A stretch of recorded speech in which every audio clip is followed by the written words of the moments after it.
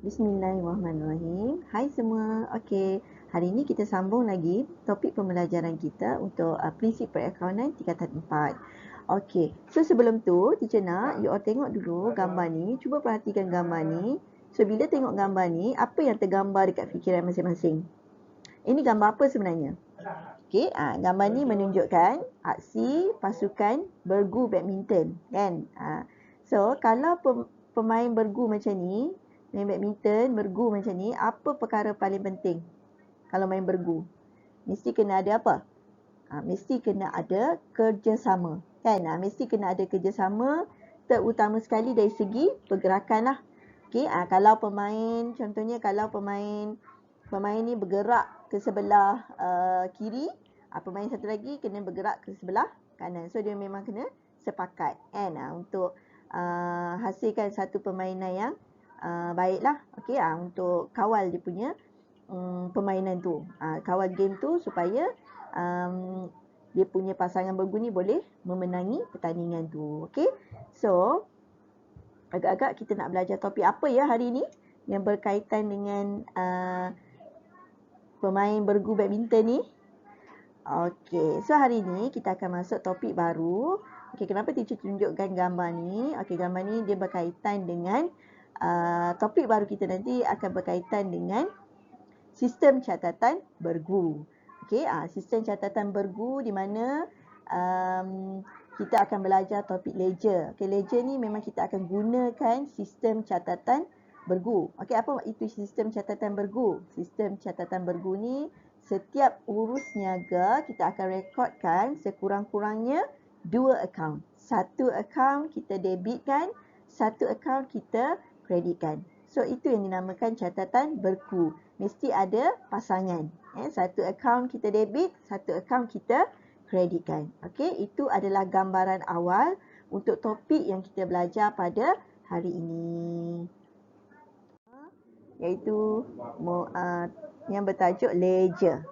Okey, so ledger ni dia berkait rapat dengan sistem catatan bergu. Okey, sebab kalau ledger dia mesti kena mematuhi sistem catatan bergu. Apa itu sistem catatan bergu? Sistem catatan bergu ni kita akan buka akaun. Okey, kita akan buka akaun yang melibatkan sekurang-kurangnya 2 akaun. Okey, so satu akaun kita akan debit, satu akaun kita akan kreditkan bagi setiap urus niaga. Okey, so jom kita tengok. Silap lebih. Alright. So ledger. So teacher percaya mungkin ada di kalangan kamu semua yang tak pernah dengar sebelum ni perkataan ledger. Mungkin ada yang pernah dengar, betul tak? Okay, so ledger ni dia merupakan buku akaun utama untuk rekod pelbagai jenis urus niaga perniagaan. So kalau ikut kitaran perakaunan daripada dokumen sumber, kita rekod ke dalam buku catatan pertama. So daripada buku catatan pertama tu kita kena pindahkan ke ledger. Semua maklumat daripada buku catatan pertama kita akan pindahkan ke ledger. Sebab ledger ni merupakan buku akaun utama untuk rekod pelbagai jenis urus niaga perniagaan. Okey. So akaun dalam ledger ni merupakan ringkasan urus niaga perniagaan yang tepat dan sistematik. So kalau tengok akaun yang dalam ledger yang kita dah buka akaun setiap satu daripada buku catatan pertama tu, dia merupakan ringkasan, ringkasan urus niaga perniagaan. Alright. So perekodan dalam ledger mesti menggunakan sistem catatan bergu. Ini yang teacher terang tadi lah.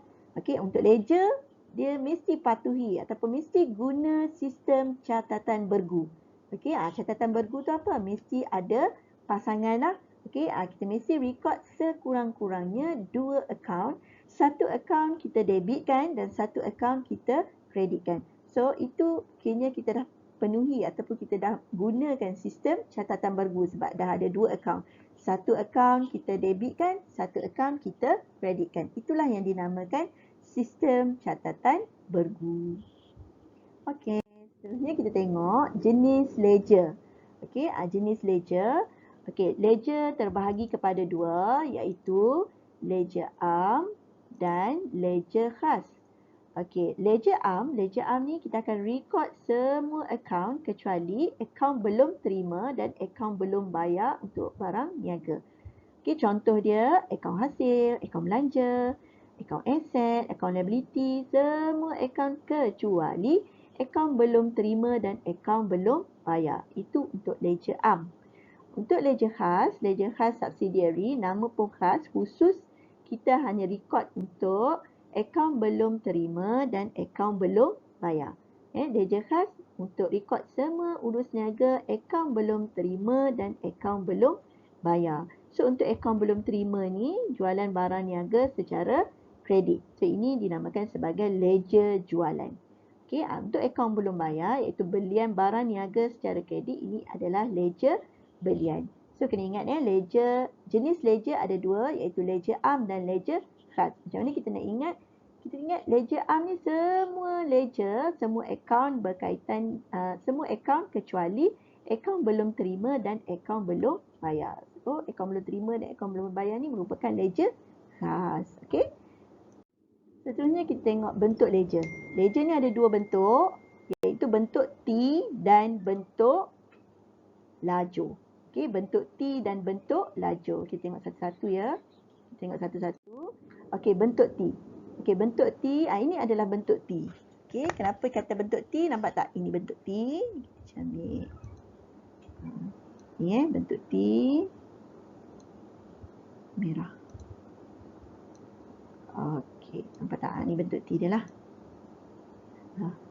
Sini. Okey, ini bentuk T. Okey, nampak tak? Itu nama dia bentuk T. Okey, so bentuk T ni mesti dia akan ada dua. Dia akan ada dua bahagian. Dalam bentuk T ni dia ada dua bahagian. Setiap akaun ledger bentuk T ni dia ada dua bahagian. Satu bahagian kita debitkan. Okey, satu bahagian kita panggil dia kredit. Satu bahagian kita debitkan dan satu bahagian kita debitkan, satu bahagian kita kreditkan. So, yang kita debitkan ni bahagian kiri, kan? Sebelah kiri ni kita debit, sebelah kanan kita kreditkan. Okey, ini yang dinamakan ledger bentuk T. Okey, ledger bentuk T, satu akaun kita debitkan, satu akaun kita kreditkan. Ni bahagian debit sebelah kiri, bahagian kredit sebelah kanan. So, dalam dia punya format dia untuk bentuk T ni, okey, setiap bahagian tu mesti mengandungi ada tarikh, ada butir, ada folio, ada amount. Okey, folio ni you all tak payah isi pun tak apa. Okey, tapi in real, okey, bila kita buat account untuk perniagaan, kalau untuk real punya memang kita kena ada isi folio lah. Okey, so tarikh ni macam biasalah, setiap urus niaga mesti kita akan record tarikh. Butir ni nama akaun pasangan. Okey, catatan bergu dia kan, nama akaun pasangan dia. Okey, amount ni jumlah lah. Okey, nilai wang tu berapa. Okey, ni untuk bentuk T. Okey, so macam mana dengan bentuk lajur? Okey, ni bentuk lajur. Bentuk lajur ni kalau kita tengok dia lebih kurang macam journal arm. Di mana dia ada kolom-kolom. Lepas tu debit kredit ni dia terus ada kredit, ada debit, ada kredit. Kalau macam bentuk T tadi dia ada dua bahagian kan. Ini ada satu bahagian saja, terus dia buat kolom debit dan kredit. Okey, so dia ada tarikh dan butir. Ni macam journal arm lah untuk bentuk lajur. Tapi untuk dalam untuk prinsip perakaunan tingkatan 4 dan tingkatan 5, untuk ledger kita akan guna dalam bentuk T, T account. Alright. Okey, seterusnya kita tengok akaun-akaun dalam ledger. Okey, dalam ledger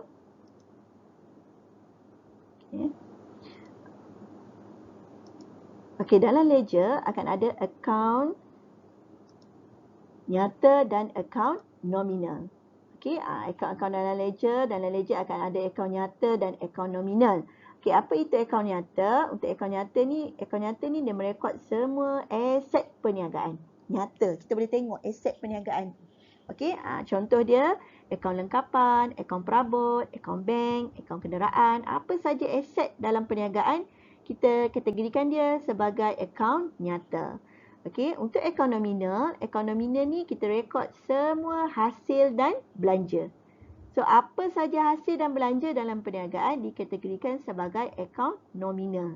Okey, contoh dia seperti akaun belian, akaun jualan, akaun belanja am, akaun dividen, akaun sewa diterima, akaun insurans, apa saja hasil dan belanja dalam perniagaan, kita kategorikan dia sebagai akaun nominal. So, akaun-akaun dalam ledger ada dua, iaitu akaun nyata dan akaun nominal.